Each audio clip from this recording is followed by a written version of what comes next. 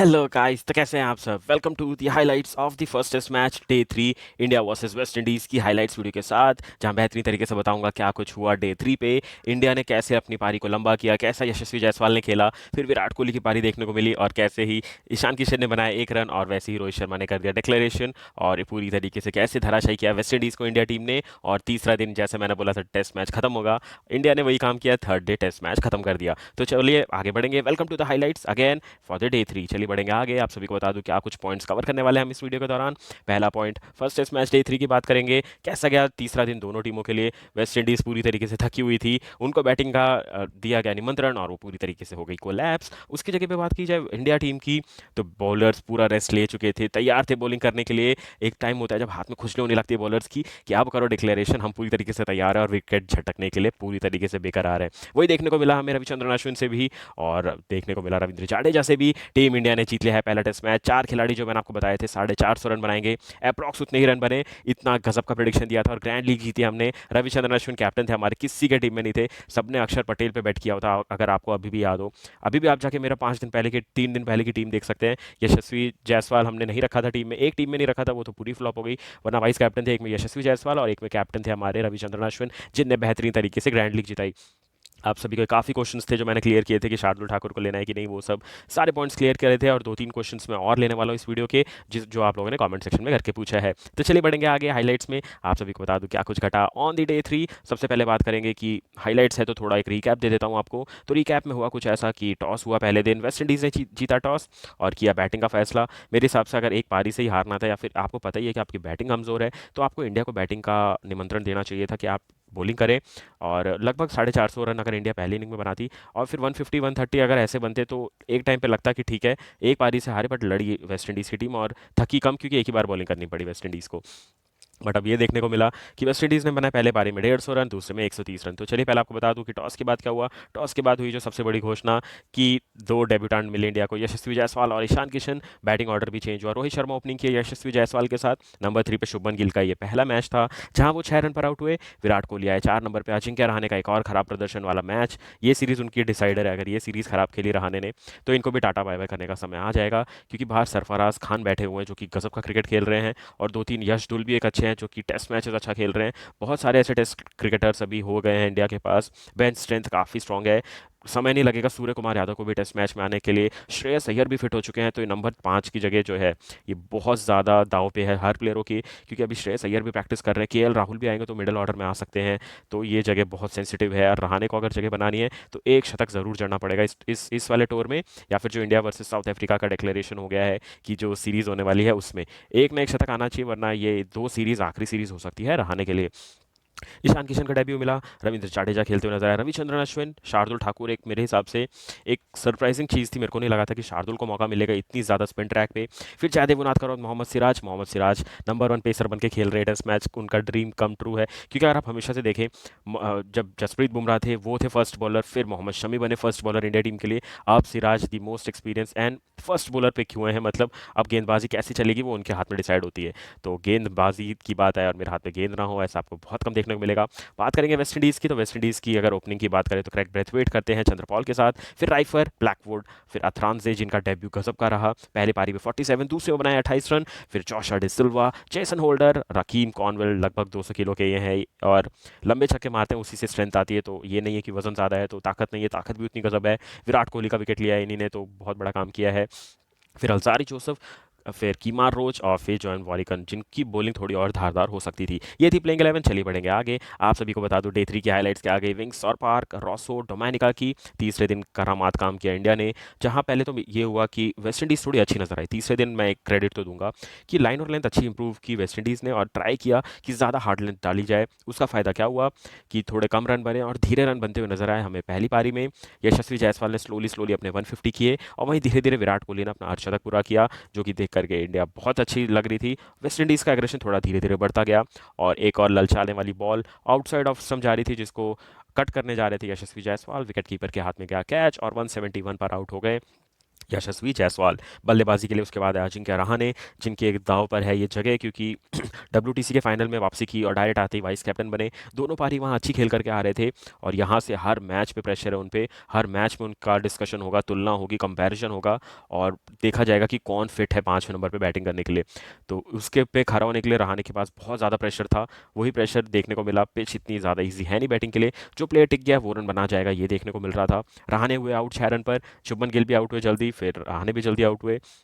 उसके बाद लंच हो गया। लंच तक ऐसा हाल था कि इंडिया अच्छी नज़र आ रही थी, बट 4 ओवर 4 हो चुकी थी, जहां 2 विकेट खोए थे यशस्वी जायसवाल और अजिंक्य रहाणे का। बल्लेबाजी कर रहे थे यहाँ पे भी एक और कन्फ्यूजन हुआ था कि जैसे ही रहाणे आउट हुए, ईशान किशन को क्यों नहीं भेजा गया, वहां रविंद्र जाडेजा को मौका दिया गया। तो जाडेजा और विराट कोहली डगआउट में वापस आए लंच के लिए। 4 ओवर 4 थी इंडिया टीम। विराट कोहली काफ़ी अच्छी नज़र आ रहे थे, लग रहा था 76 से 100 बहुत जल्दी जाएंगे, बट वो रकीम कॉनवेल की बॉल, मतलब आप देखते हैं ना जब हम लोग रिस्ट क्लोज करते हैं ऐसे करके, तो वही विराट कोहली रिस्ट क्लोज करने गए और लेग स्लिप पे कैच हो गए। तो वहाँ विराट कोहली 76 पर आउट हुए। बल्लेबाजी के लिए गए ईशान किशन। 19 गेंदें लगी उन्हें, डॉट खेली उनने लगातार लगातार। रोहित शर्मा को एक टाइम पे ड्रेसिंग रूम से सिग्नल करने दे, 1 रन बनाया और आजा, ऐसा करके बोला वहाँ से रोहित शर्मा ने ईशान किशन को। ईशान किशन ने बोला भैया आता हूँ ना बना के। 1 रन बनाया, सिंगल लिया, डिक्लेरेशन आया, रोहित शर्मा ने बुला ली टीम वापस। काफ़ी खुश नजर आया ईशान किशन, क्योंकि किसी भी खिलाड़ी के लिए पहला रन बनाना काफ़ी इंपॉर्टेंट होता है। उनको 1 रन बनाने दिया। 37 रन बनाया जाडेजा ने और इंडिया ने कर दिया डिक्लेरेशन। थोड़ा क्रेडिट मैं दूंगा यहाँ पे वेस्ट इंडीज़ को भी कि रन नहीं बनाने दिए। पिच भी स्लो थी। कीमार रोच, एक कोई कोई गेंदबाज ऐसा होता है ना, जो बॉलर बहुत अच्छा होता है बट वो गलत टीम में होता है। कीमार रोच अगर इंडिया के पास होता तो क्या गजब का प्लेयर होता।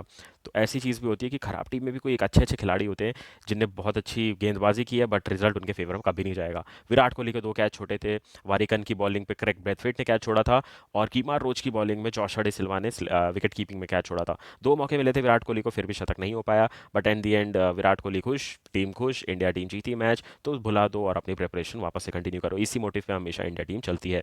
बात करें उसके बाद क्या हुआ, 421 पर डिक्लेयर किया इंडिया ने 5 विकेट के नुकसान पे। 271 पहाड़ जैसा स्कोर बना करके दे दिया, बोला ये टारगेट अब चेज करो। वेस्ट इंडीज की टीम पूरी तरीके से थकी हुई थी, फील्डिंग कर चुकी थी। बहुत लंबी फील्डिंग करने के बाद बल्लेबाजी का न्योता मिला, जिसमें जब आई बल्लेबाजी करने तो थोड़ा अच्छे लग रहे थे। मैं अगर बात करूं तो चंद्रपॉल और ब्रेथवेट लग रहा था थोड़ा संभाल लेंगे, बट वो रविंद्र जाडेजा की एक गजब की गेंद, चंद्रपॉल को पहला विकेट वहीं से खुला और वहां से फिर तो लाइन लग गई। अश्विन ने लगातार 7 विकेट लिए, जाडेजा के 2 विकेट और एक एक विकेट मिला सिराज को और उनादकत को। तो बहुत गजब का मैच हुआ। एक ही विकेट मिला सिराज को, 2 जाडेजा को, 7 मिला अश्विन को। अश्विन ने लिए 12 wicket in this test match, जो कि एक और बहुत बड़ा कीर्तिमान है। 10 विकेट लेने वाले खिलाड़ी बने एक पारी में और इसी के साथ इंडिया ने जीता टेस्ट मैच एक पारी और 141 रन से, जो कि एक और बहुत बड़ी जीत इंडिया ने दर्ज की। यहाँ से डब्ल्यूटीसी का अगर प्लान कर रहे हैं तो आपको किसी भी टीम को हल्का नहीं लेना है, बड़ी सी बड़ी जीत लेनी है और ट्राई करना है जल्दी टेस्ट मैच खत्म करके बाकी दिन रेस्ट करना। अभी इंडिया क्या करेगी, अगर आप देखें तो 2 टेस्ट मैच के बीच में अगर 3 दिन का आराम था तो अब हो गया 5 दिन का आराम। तो जब अगर 5 दिन तक टेस्ट मैच गया होता तो एक दिन का आराम, बाकी 2 दिन प्रैक्टिस, एक दिन का रेस्ट है जिसको लेना होता ऑप्शनल सेशन, फिर खेलते हैं सेकंड टेस्ट मैच। बट अब ये 2 दिन जो एक्स्ट्रा मिले हैं, इंडिया टीम में से बहुत सारे ट्राई होगा कि इन 2 दिन में किसी को अगर ऑप्शनल ट्रेनिंग करनी तो वो करेगा या फिर वो एक्सप्लोर करेगा वेस्ट इंडीज़ को, क्योंकि काफ़ी खूबसूरत देश है वेस्ट इंडीज़ भी।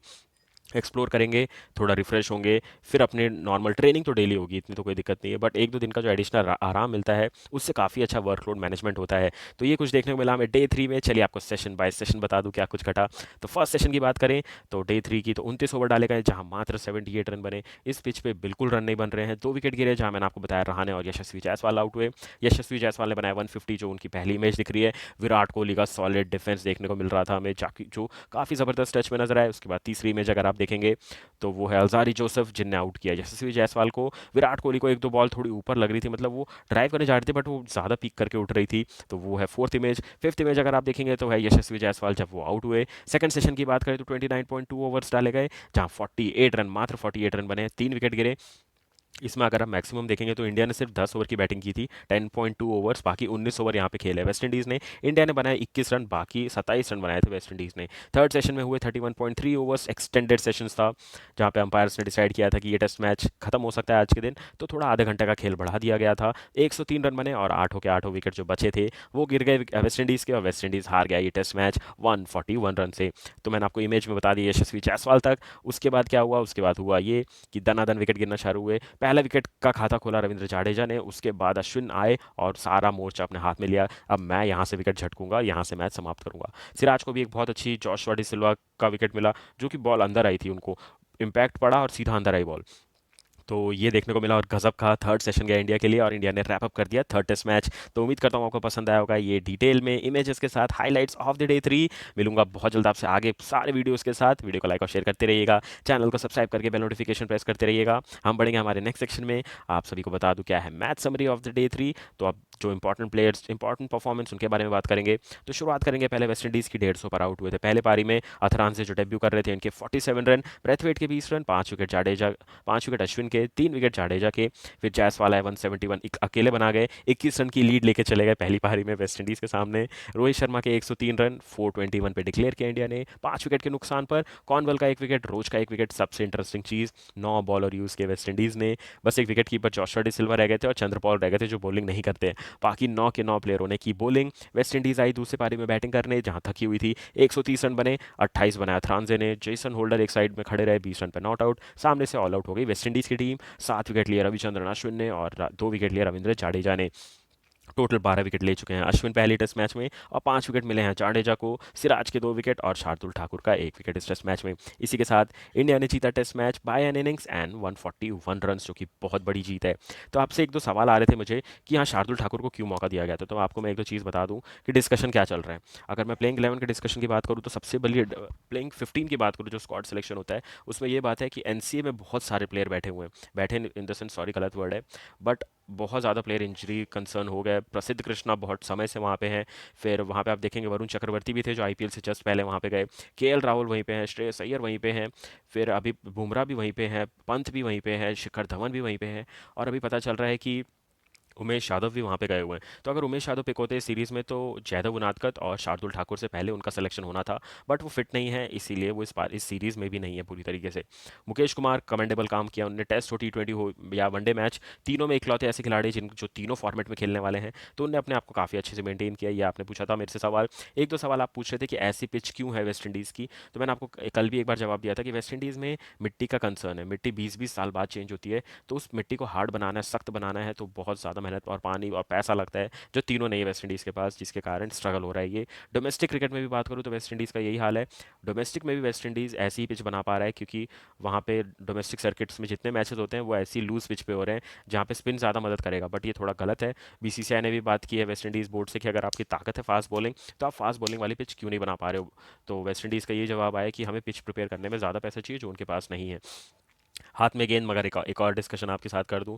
ये बॉल अभी तो चमक रही है, बस 20-30 ओवर में ही खराब हो रही है वेस्ट इंडीज़ में, जिसके कारण टेस्ट मैच जल्दी निपटा। अगर हार्ड एकदम सीम वाली पिच होती है, हरी घास वाली, तो ये बॉल लगभग 50 ओवर तक मेंटेन रह सकती है अगर अच्छी पिच हो और आउटफील्ड की भी घास कटी हो। बट जो नहीं थी, ये बॉल बहुत जल्दी ख़राब हो जाती है अगर आप इसको रफ सरफेस देंगे।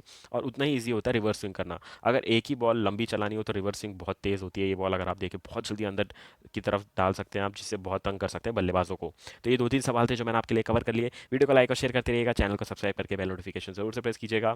छोटे मोटे प्रेडिक्शन के साथ पेश हूँ आप सभी के लिए। डे सेकंड टेस्ट मैच के प्रेडिक्शन लेकर के आया हूँ आप सभी के लिए। पहला टेस्ट मैच तो बहुत धाकड़ तरीके से जीत चुकी है इंडिया टीम। पहला प्रेडिक्शन मेरा ये है जो मुझे अभी पता चल गया है, तो मैं आप सभी के साथ डिस्क्लोज कर रहा हूँ कि सेकंड टेस्ट मैच में अक्षर पटेल को मौका मिलने वाला है, शार्दुल ठाकुर को। ये मेरा प्रेडिक्शन आ चुका है और ये कंफर्मेशन है एक तरीके से, ये आप सभी के साथ शेयर कर दिया। रोहित शर्मा, रविंद्र जाडेजा और रविचंद्रन अश्विन से बहुत ज़्यादा बॉलिंग करवाने वाले हैं। सिर्फ 8 से 10 ओवर की फास्ट बॉलिंग दिखेगी, फिर स्पिनिंग ट्रैक दिखेगा आपको। और हैरान होने की बात नहीं रहेगी अगर सेकंड टेस्ट में टॉस जीतकर इंडिया बॉलिंग का फैसला करे, क्योंकि इंडिया क्या करेगी, एक ही बार बॉलिंग करनी चाहिए। जैसे अभी इस टेस्ट मैच में 2 बार बॉलिंग करनी पड़ी, वो इंडिया चाहेगी ही नहीं कि हम लगभग 100 ओवर भी बॉलिंग करें एक टेस्ट मैच में। तो इंडिया क्या प्लान करेगी, आइए और वेस्ट इंडीज़ को डालिए बैटिंग पे और एक ही बार में अच्छे खासे आउट कर दीजिए, लगभग 100-150 पर ही। फिर 400 रन बना दीजिए और उसी जैसी थर्ड बैटिंग करना है फटाक से फिर से उड़ा दो। तो सेम जैसे यहाँ पे किया कि 40-50 ओवर में निपटा दिया, वैसे ही 40-50 ओवर में निपटाने का प्लान सेकंड टेस्ट मैच में भी रहेगा। क्रैग ब्रेथवेट, ब्लैकवुड ये प्लानिंग कर रहे हैं। अगर आप देखें दिन का खेल खत्म होने के बाद ये नेट्स में बैटिंग करते हुए नजर आए तो सेकंड टेस्ट मैच में थोड़े स्ट्रॉन्गर आने वाले हैं। टी चंद्रपॉल जिनके बेटे हैं वो स्पिन काफ़ी अच्छा खेलते थे, तो हो सकता है ये स्पिन अच्छी खेले थोड़ी बहुत सेकंड टेस्ट मैच में। और 2 से 3 चेंजेस मुझे लग रहा है वेस्ट इंडीज़ टीम भी करने वाली है अपनी टीम में, जो कि मेरे को लग रहा है कि ज़्यादा बॉलर को उतारेगी, एक फास्ट बॉलर कम हो सकता है। तो मेरे को लग रहा है जोसेफ और रोच में से कोई एक ही खेलता हुआ नजर आएगा। होल्डर ने अच्छी बैटिंग की है तो वो तो टीम में ज़रूर रहेंगे। वारिकन की जगह अगर कोई स्पिनर है तो उनको लाना पड़ेगा। और थोड़ा एक मिडल ऑर्डर बैट्समैन चाहिए होगा जो थोड़ा काम कर सके। अर्थान से अच्छा खेल के गए हैं, उसमें कोई डाउट नहीं है। जोशुआ डी सिल्वा अच्छे विकेट कीपर है। ब्लैकवुड वाइस कैप्टन है तो वो तो रहेंगे। ब्रेथवेट कैप्टन है वो तो रहेंगे ही। तो फिर बात आती है रकीम कॉनवेल ने आउट किया कोहली को, तो आप कहाँ चेंज करोगे? बट 2 से 3 चेंजेस जरूर करने वाली है West Indies in the second test match. India से जो एक बदलाव होने वाला है, शार्दुल ठाकुर की जगह अक्षर पटेल आ सकते हैं टीम में। इसके अलावा मेरे को कोई चांसेस लग नहीं रहे जो कि हो सकते हैं सेकंड टेस्ट मैच में। इंडिया फिर से जीतेगा सेकंड टेस्ट मैच और एक पारी से जीतेगा, इसकी भी पूरी गारंटी देता हूँ। और सेकंड टेस्ट मैच भी तीसरे दिन के लास्ट सेशन या फिर चौथे दिन के पहले सेशन तक निपट जाएगा। ये एक और मेरा प्रिडिक्शन है for the second test match. कैसा लगा ये डिटेल हाइलाइट्स, डिटेल प्रिडिक्शन और ज़बरदस्त तरीके से स्टैट्स? अभी अभी मेरे को जस्ट एक और सवाल आया है कि सर आपने बोला था कि ये 4 खिलाड़ी बनाएंगे 450 रन, तो वो कौन है खिलाड़ी जिनने बनाए 450 रन जो मैंने प्रेडिक्ट किए थे? मैंने आपको पहले बताया था यशस्वी जायसवाल, विराट कोहली, रोहित शर्मा, अथरान से। इन 4 का नाम मैंने आपको बताया था, वापस से बता दूं। रोहित शर्मा, यशस्वी जायसवाल, विराट कोहली और अथरान से। स्कोर भी ऐड करवाना है तो करवा देता हूँ। 103 रन बनाए रोहित शर्मा ने, 171 बनाए यशस्वी जायसवाल ने और 76 बनाए विराट कोहली ने। इन तीनों के स्कोर अगर आप जोड़ भी लें 350 होते हैं, एकदम एग्जैक्ट फिगर। उसके बाद अथरांजे के 47 आए थे, फिर 28 रन बनाए उन्होंने सेकंड पारी में, तो 75 रन उनके आए। तो अगर आप देखिए 425 रन लगभग इन्हीं 4 खिलाड़ियों ने बनाए जो मैंने प्रिडिक्ट भी किया था। अगर आपको मैंने याद हो तो बताया था अथरांजे या फिर ब्रेथवेट मिलके बनाएंगे 100 रन, ये मैंने बोला था, बट 75 रन तो आए। इतना क्लोज प्रिडिक्शन दिया मैंने, ग्रैंड लीग जिता करके दिया आपको। गिव अवे भी अनाउंस कर दिया है बहुत जल्द, तो देख लीजिए अगर आपको कोई ईमेल या फिर कमेंट आया, मतलब आप है हकदार गिव अवे के। मिलूंगा बहुत जल्द आपसे सेकंड टेस्ट मैच के डिटेल एनालिसिस वीडियो के साथ। तब तक के लिए मजा उठाते रहिए और आने वाले सारी सीरीज का डिटेल एनालिसिस देखते रहिए। Take care and bye bye.